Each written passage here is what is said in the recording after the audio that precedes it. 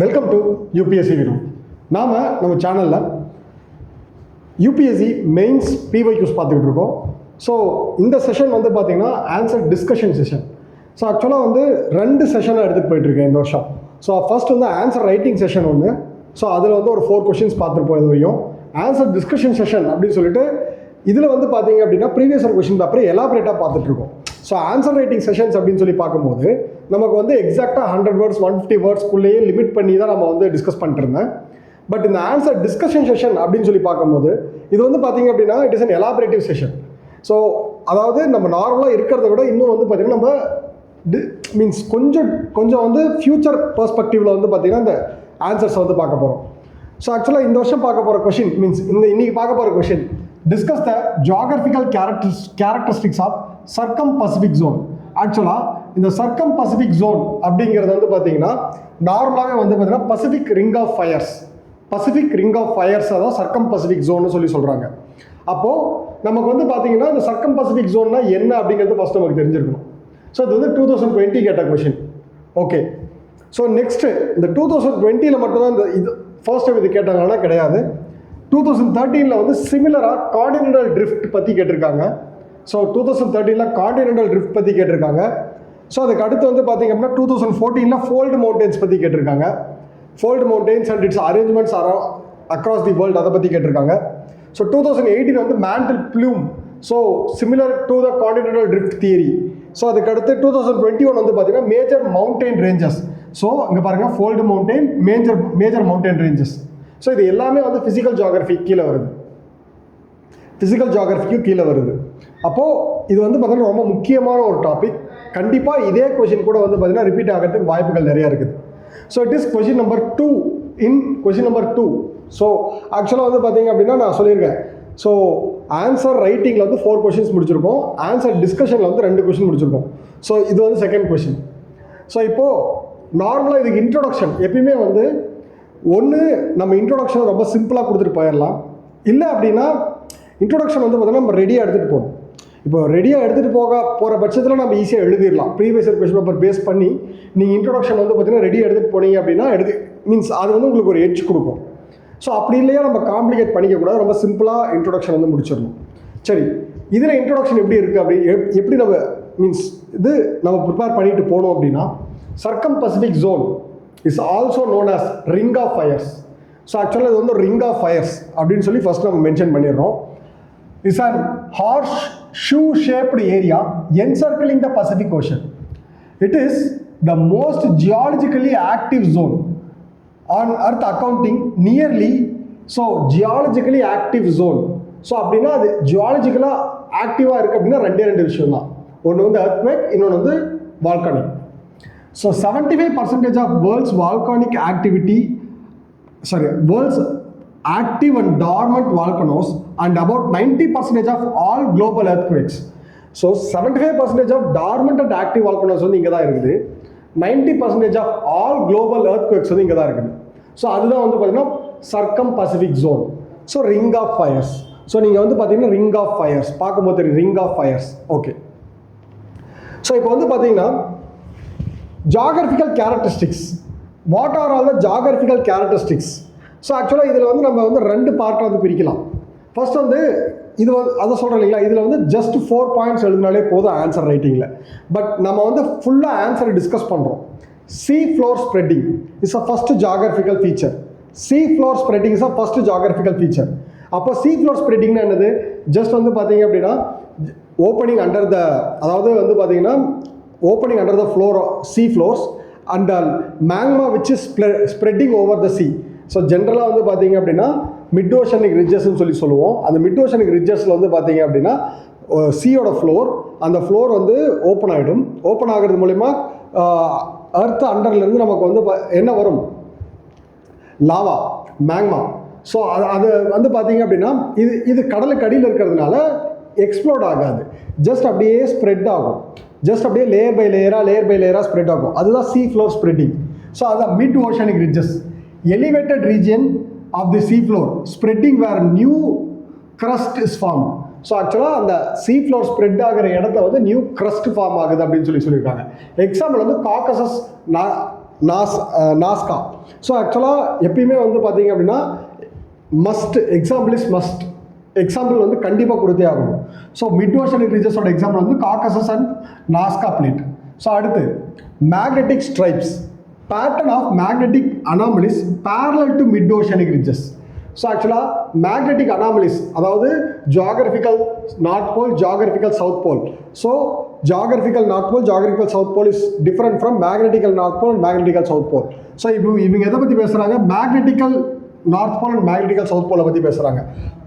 Patterns of magnetic anomalies parallel to mid oceanic ridges recording Earth's magnetic field. Hydrothermal vent, sites where mineral rich water is expelled and supporting unique ecosystem. So hydrothermal went அப்படிங்கிறது வந்து பார்த்தீங்கன்னா it is a opening. So இந்த opening வந்து பார்த்தீங்கன்னா under the seal இருக்குது. So இந்த அதில் வந்து பார்த்தீங்க அப்படின்னா அதாவது மினரல் ரிச் வாட்டர் வந்து பார்த்தீங்கன்னா மீன்ஸ் வந்துட்டு இருக்கு. ஸோ இது வந்து எக்ஸ்ட்ரா பாயிண்ட். ஸோ இது வந்து எக்ஸ்ட்ரா பாயிண்ட் பிகாஸ் இது வந்து பார்த்தீங்கன்னா நம்ம என்சிஆர்டியில் கிடையாது. ஸோ அடிஷ்னலாக ஒரு பாயிண்ட் ஆட் பண்ணியிருக்கேன், அவ்வளோதான். So next ocean convergence. So ஆக்சுவலாக மெயின் கேரக்டரிஸ்டிக்ஸ் ஜியாகிரபிக்கல் கேரக்டரிஸ்டிக்ஸில் செகண்ட் கேரக்டரிஸ்டிக்ஸ் வந்து ocean convergence, continent convergence, continent convergence. இது 3 தான். Okay, first ocean convergence. Ocean பிளேட்டும் கன்வெர்ஜ் ஆகுது. எப்பயுமே 2 பிளேட் கன்வெர்ஜ் ஆகுது அப்படின்னா மீன்ஸ் இடிக்குது அப்படின்னா வெயிட்டாக இருக்கிற பிளேட் வந்து என்ன ஆகிடும்? கீழே போயிடும். வெயிட்டாக இருக்கிற பிளேட் வந்து என்ன ஆகிடும்? கீழே போயிடும். லைட்டாக இருக்கிற பிளேட் வந்து மேலே இருக்கும். அப்போ ஓஷன் கன்வர்ஜன் நடக்கும்போது ஒரு பிளேட் வந்து சப்டக்ட் ஆகுது, ஒரு பிளேட் வந்து பார்த்தீங்கன்னா ஓவர் த பிளேட் போகுது. ஸோ அந்த இடத்துல ஒரு டிப்ரெஷன் வந்து கிரியேட் ஆகும். ஸோ அதுதான் வந்து Mariana trench, Peru Chile trench, Mariana trench and Peru Chile trench. So ocean trenches வந்து ஃபார்ம் ஆகுது. Next volcanic arcs.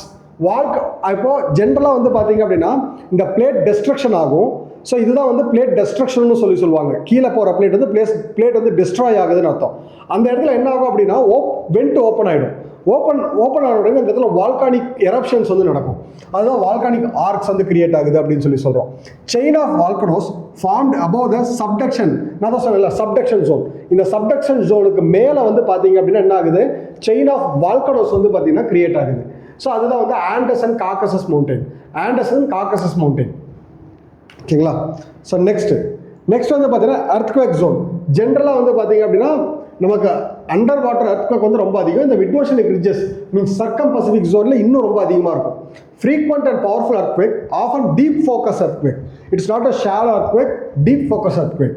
So back arc basin இது வந்து extra point. So depression formed behind the volcanic arc. So இந்த volcanic ஆர்க்குக்கு பக்கத்தில் வந்து என்ன ஆகும் அப்படின்னா ஒரு டிப்ரெஷன் ஃபார்ம் ஆகும்.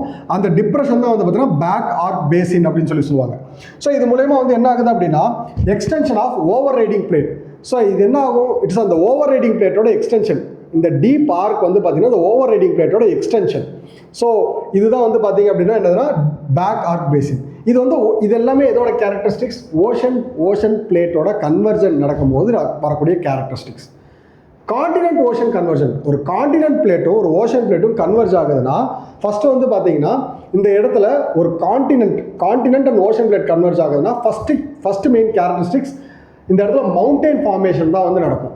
ஸோ அதுதான் வந்து ஃபோல்டு மவுண்டெயின்ஸ் வந்து ஃபார்ம் ஆகுது. எக்ஸாம்பிள் வந்து ஆண்டஸ் மவுண்டைன் ஃபோல்டு மவுண்டெயின்ஸ் வந்து ஃபார்ம் ஆகுது. Andes mountain. ஸோ நெக்ஸ்ட் வந்து பார்த்தீங்க அப்படின்னா crustal thickening and uplifting. So central Andes plateau. So ஆக்சுவலாக இந்த இடத்துல என்ன நடக்கும் அப்படின்னா காண்டினென்ட் ஓஷன் கன்வர்ஜன் ஆகும்போது கிரஸ்டல் திக்கனிங் நடக்கும். நெக்ஸ்ட் ரீஜனல் மெட்டமார்பிசம்னா என்னது? ராக்கோட நேச்சர் வந்து சேஞ்ச் ஆகிறது. So metamorphic belt in north Andes region example. Next accretionary wedges. So ஆக்சுவலாக வந்து பார்த்தீங்கன்னா Nankai through wedges accretionary wedges வந்து பார்த்தீங்கன்னா ஃபார்ம் ஆகும். இதெல்லாம் characteristics of ocean continent convergence. Next transform boundaries. So இந்த transform boundaries is also a characteristics of circum Pacific ocean. So இந்த இடத்துல என்ன நடக்கும் அப்படின்னா ஷாலோ எர்த்குவேக் நடக்கும். ஸோ இங்கே டீப் ஃபோக்கஸ் எர்த்குவேக் நடக்குது நமக்கு வந்து பார்த்தீங்க அப்படின்னா சீ ஃப்ளோர் ஸ்ப்ரெட்டிங். ஸோ இந்த இடத்துல வந்து ஓஷன் கன்வர்ஜென்ட்டில் வந்து deep focus earthquake. But transform பவுண்டரிஸ்னா ஸோ ஆக்சுவலாக வந்து பார்த்தீங்கன்னா டிரான்ஸ்ஃபார்ம் பவுண்டரிஸுங்கிறது இட்ஸ் திஸ் மூமெண்ட், இதுதான் டிரான்ஸ்ஃபார்ம் மூமெண்ட்னு சொல்லுவோம். இந்த இடத்துல ஷாலோ எர்த்குவேக் நடக்கும். எக்ஸாம்பிள் வந்து 2010 வந்து கரேபியன் பசிபிக் இன்டர்ஃபேஸில் வந்து ஹத்தி அப்படிங்கிற ரீஜனில் வந்து ஒரு ஷாலோ எர்த்குவேக் வந்து நடந்திருக்கும். So earthquake fault zone, region with high earthquake activity due to lateral movement. So இந்த lateral movementனால இந்த இடத்துல தான் வந்து high earthquake activities வந்து நடக்கும். ஓகேங்களா? So next strike slip fault. So ஆக்சுவலாக ஸ்ட்ரைக் ஸ்லிப் அப்படிங்கிறது வந்து ஸ்ட்ரைக் ஆகி ஸ்லிப் ஆகிறது எல்லாமே வந்து டிரான்ஸ்ஃபார்ம் பவுண்டரிஸோட கேரக்டரிஸ்டிக்ஸ் தான். Alpine fault example. Next so one of the important characteristic features of plate convergent and plate divergent. அதாவது என்னன்னா பிளேட் கன்சப்ஷன் அண்ட் ரீசைக்கிளிங். ஆக்சுவலாக இது எப்படின்னா ஜென்ரலாக ஒரு இடத்துல இந்த பிளேட் வந்து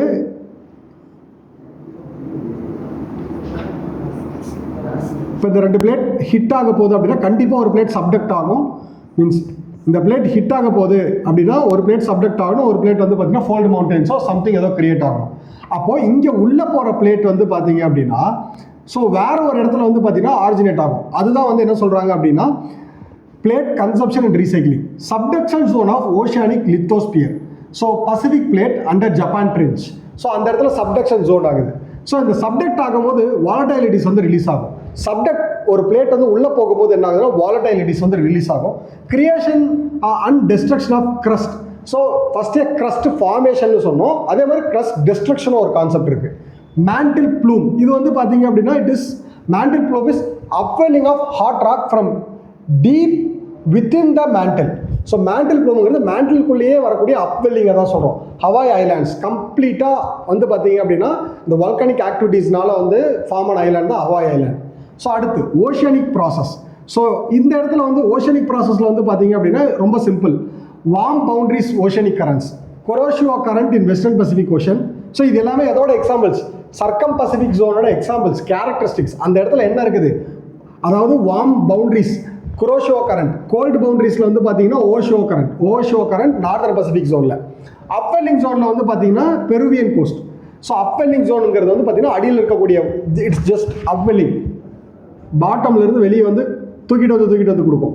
ஸோ இதுதான் அப்வெல்லிங்னு சொல்லுவோம். ஓகே, ஸோ இதுதான் வந்து பார்த்தீங்கன்னா total characteristics of circum Pacific zone. இதில் ஜஸ்ட் ஒரு கேரக்டரிஸ்டிக்ஸ் மென்ஷன் பண்ணி நம்ம 2 பாயிண்ட் எழுதினாலே போதும், ஆல்மோஸ்ட் 150 வேர்ட்ஸுக்கு மேலே வந்துடும்.